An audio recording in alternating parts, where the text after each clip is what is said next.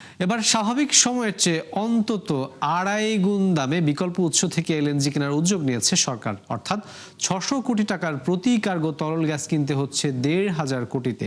আপৎকালীন সংকট সামাল দিতে বাধ্য হয়ে এমন সিদ্ধান্ত নিচ্ছে জ্বালানি বিভাগ।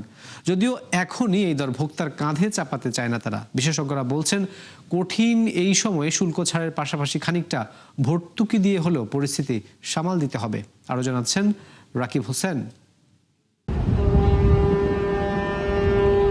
দেশে সরবরাহকৃত গ্যাসের 1/3 আসে বিদেশ থেকে এলএনজি আকারে। মূলত দীর্ঘমেয়াদী চুক্তির আওতায় ওমান ও কাতার যোগান দিয়ে থাকে ওইসব গ্যাসের সিংহভাগ। কিন্তু যুদ্ধের কারণে দেশ দুটির উৎপাদন বন্ধ ও হরমুজ প্রণালী দিয়ে জাহাজ চলাচল না করায় সংকটে পড়েছে বাংলাদেশ।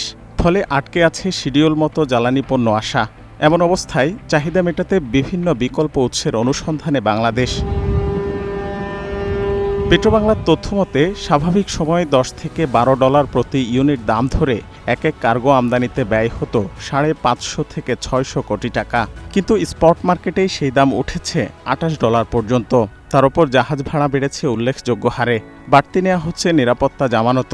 ফলে সব মিলিয়ে এখন এক কার্গোর জন্য গুনতে হচ্ছে 1,500 কোটি টাকা পর্যন্ত। অর্থাৎ দাম উঠেছে 2.5 গুণে। বিশ্লেষকরা মনে করছেন, ভর্তুকি দিয়ে হলেও জরুরি ভিত্তিতে আমদানি করতে হবে এসব জ্বালানি।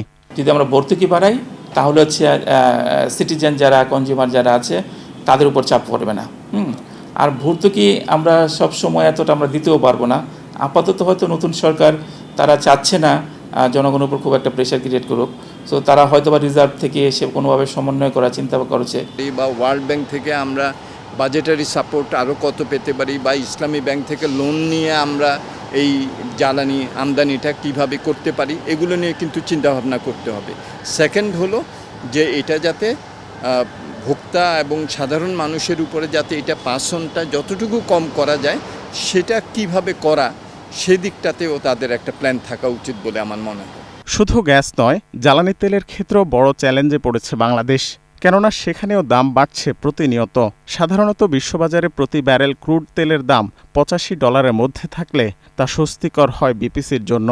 কিন্তু সেটি এখন ওঠানামা করছে 100-র ওপরে। তার উপর নিয়মিত পাওয়া নিয়ে দেখা দিয়েছে আশঙ্কা। এমন অবস্থায় তেলের বিকল্প বাজার অনুসন্ধানে কাজ করছে সরকার। যে ধারাবাহিকতায় চাওয়া হয়েছে ভারত ও চীনের সহায়তাও।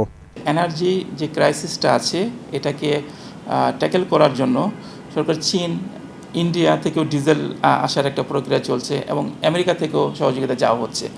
আমি মনে করি এই স্ট্র্যাটেজিটাই হচ্ছে ভেরি গুড স্ট্র্যাটেজি এবং এটা কার্যকর হবে। যদি এখন তাৎক্ষণিকভাবে মূল্য দিয়ে করতে হয় তাহলে এক ধরনের চাপ, আর যদি আমরা একটা মোটামুটিভাবে মধ্যমেয়াদী একটা ঋণের মাধ্যমে এটা করতে পারি তাহলে সেটা আরেক রকম। সো এইসব বিষয়গুলো তাদের সাথে আমরা আলোচনা করতে পারি যাতে আমাদের রিজার্ভের উপরে খুব বেশি চাপ এটা সৃষ্টি না করে। বর্তমানে এলএনজি আমদানিতে শুল্ক রয়েছে 22% আর জ্বালানি তেলে 34% পর্যন্ত।